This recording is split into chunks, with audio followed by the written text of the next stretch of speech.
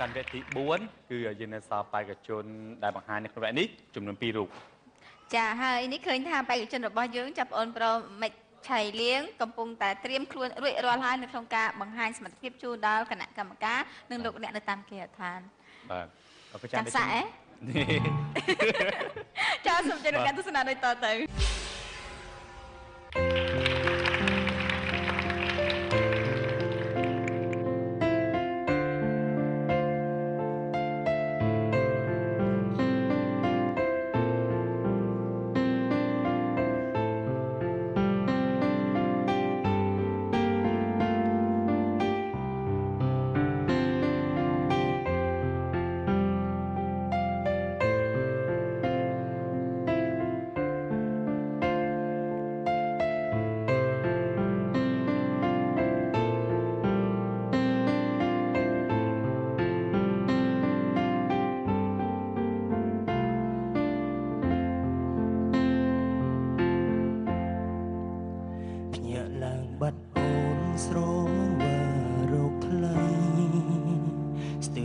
ស្មារតីបាត់ស្រីទៅណាស្លេកអស់ខ្លួនប្រាញញ័រសពកាយាស្រែកសួរលោកកាឯណាអូនខ្ញុំកូនចិត្តផ្ដើមខូចចិត្តផ្ដើមនឹកអូមិនដឹងរកសួរដើររកឯណាបងយំខ្លាំងព្រោះបាត់ជីវ៉ាអូនណៃទៅណាស្ងាត់ឈឹងបងនឹកអូនឡើងគ្រុននឹកស្រស់ទូចតន់ឡើងទ្រាំឈឺជាជំងឺឈឺចាប់បើវិលវេមិនខលអ្វីក្បែរកាយចាំអូនបំពេញកុំចាចេញ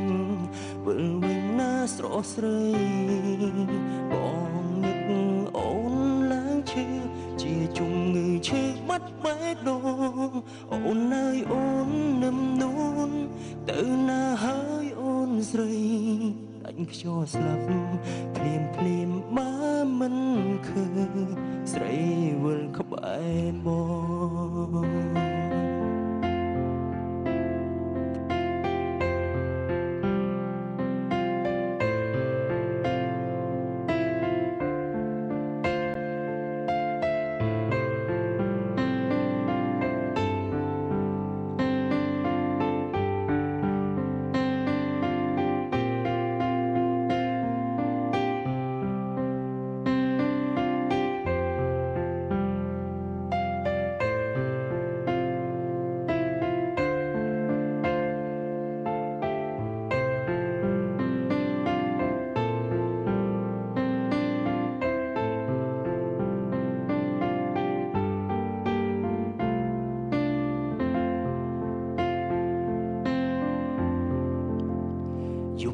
ក្បែរបងព្រឹកឡើងនួនល្អរត់ចោលស្មាបងកាយអោប្រឡែងភ្ញាក់ដឹងខ្លួនដៃអោខ្លួនឯងក្រៅផ្សារចំបែងសុងបាត់អូបងនឹកអូនឡើងគ្រុននឹកស្រស់ទូចតន់ឡើងទ្រាំឈឺជាជំងឺឈឺចាប់បើវិលវេមិនខលអ្វីក្បែរកាយចាំអូនបំពេញកុំចាចេញវិលវិញណាស្រស់ស្រីបងនឹកអូនឡើងឈឺជាជំងឺឈឺបាត់បេះដូងអូននៅអូននឹមនួនទៅណាហើយអូនស្រីដាច់ខ្យល់ស្លាប់ភ្លាមបើមិនឃើញស្រីវិលក្បែរបងនឹកអូនឡើងគ្រុននឹកស្រស់ទូចតន់ឡើងទ្រាំឈឺជាជំងឺឈឺចាប់បើវិលវេ មិនខ្វល់អ្វីក្បែរកាយចាំអូនបំពេញបំចាចេញវិលវិញណាស្រស់ស្រីបងនឹកអូនឡើងឈឺជាជំងឺឈឺបាត់បេះដូងអូនណៃអូននឹមនួនទៅណាហើយអូនស្រីដាច់ខ្យល់ស្លាប់ភ្លៀងភ្លៀងបើមិនឃើញស្រីវិលក្បែរមកដាច់ខ្យល់ស្លាប់ភ្លៀងភ្លៀងបើមិនឃើញ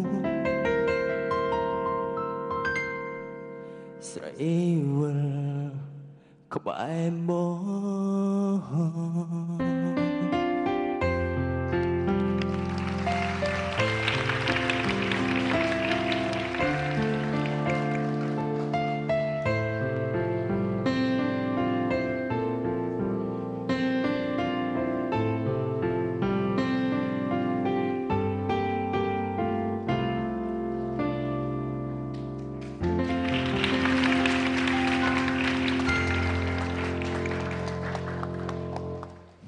អរគុណចាស់សម្រាប់បេក្ខជនរបស់យើងគឺអ្នកទី3សម្រាប់កម្មវិធីរបស់យើងចាតារាកិត្តិយសមានអ្វីចាឡៃអិនមានចំណាប់អារម្មណ៍អ្វីសម្រាប់ការសម្ដែងរបស់គាត់បាទខ្ញុំបាទសូមអនុញ្ញាតកោតសរសើរនៅសមត្ថភាពរបស់គាត់ដែលគាត់មានបាទប៉ុន្តែបាទហាក់ដូចជាបើក្រាបនៅពេលដែលគាត់ច្រៀងបាទបោះសាយនៅបទសម្រៀងណាបាទក្បាលមីក្រូគាត់នៅក្បែរពេលដល់ពេលអញ្ចឹងការច្រៀងបាទហាក់ដូចជាបាទមានការបាទក្រាពេលដែលគាត់ដាក់មន្តចិត្តគឺអត់សូវច្បាស់បាទអញ្ចឹងអត្ថន័យនៃសម្លេងរបស់គាត់គឺការច្រៀងហ្នឹងគឺអត់បានពេញលេញល្អបាទប៉ុន្តែខ្ញុំសូមកោតសរសើរនៅសមត្ថភាពរបស់បងអូនដែលចេះលេងនៅឧបករណ៍ណាបាទសូមអនុញ្ញាតកោតសរសើរឥឡូវអាចសំណុំពរមួយបងបញ្ជីខាង rap ឥឡូវអាច rap ដែរឲ្យបងអូនលេងឧបករណ៍តន្ត្រីតាមបញ្ជី rap បានទេតោះចាំផ្សាយឲ្យខ្ញុំ rap ជាមួយនឹងបាទបាត់អីបានទេបងជោគកពឹសក៏បានដែរជោគបានទេខាង rap អូនថាអូនចេះអាយ៉ៃទៀតច្រៀងអាយ៉ៃអាយ៉ៃបងឯងអាយ៉ៃមកបាត់ហើយដៃគូស្រីអាយ៉ៃផងហ្នឹងបង្តក់វិញចេះច្រៀងអាយ៉ៃទៀតចាលេងលើឧបករណ៍ខ្ញុំលេងជាឧបករណ៍តន្ត្រីលេងជាអាយ៉ៃហើយច្រៀងចាបន្តិចអញ្ចឹងបងអូនអត់ច្រៀងអញ្ចឹងខាងលោក BIG គាត់ច្រៀងអាយ៉ៃអត់ទេបងអូនគាត់ចេះច្រៀងដែរអត់ចេះទេគាត់ថាគាត់លេងហើយគាត់ច្រៀងទៀតមែនទេបងអូនតើអញ្ចឹងសូមម្ដងបន្តិចទៀតណាអញ្ចឹងត្រូវដាក់មីក្រូហ្វូនចូលខាងនេះវិញ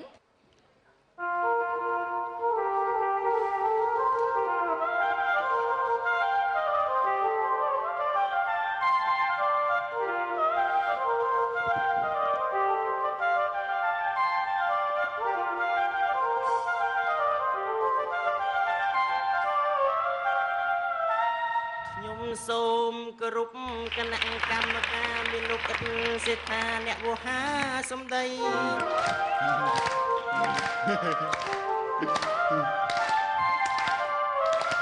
ខ្ញុំសូមគោរពគណៈកម្មការមានលោកឥតសេដ្ឋាអ្នកវោហាសម្ដីអង្គុយឲ្យពិនទុកបេក្ខជនប្រុសស្រីខ្ញុំត្រូវបងគេបងទុកស្អាតល្បីជាតារាកំ ប្លែងគោរពសុំទុំប៉ុណ្ណឹងទៅចង់រីឯតួប្រុងកណ្ដោចកណ្ដាច់អញ្ជើញបងសាណាមកជួយសម្ដែងវាចាំបងថ្លៃក្នុងកម្មវិធី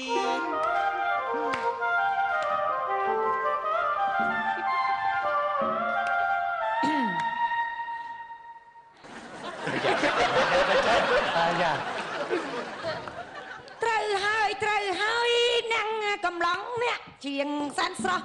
អីអស់ចាបងមីងសុកច័ន្ទធីតាអូនច្រៀងអស់ចាបងសុំតសើ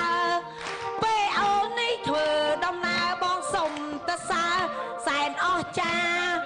ពេលអូននេះអីដេកផ្កាបងស្លៀកកម្មាដើរទៅមើលពេលនោះបងអោខ្ញុំ ខ្ញុំមិនចង់ច្រៀងជាមួយបងតុងទេព្រោះគុំទំនេរគាត់មានប្តី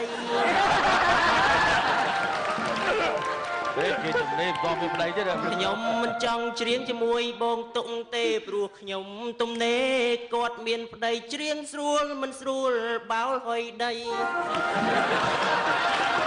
នាំឲ្យរញ៉េរញ៉ៃក្នុងកម្មវិធី ខ្ញុំសុំមិនច្រៀងម្ដងអ្នកប្រុសកន្លងថាខ្ញុំមានប្តី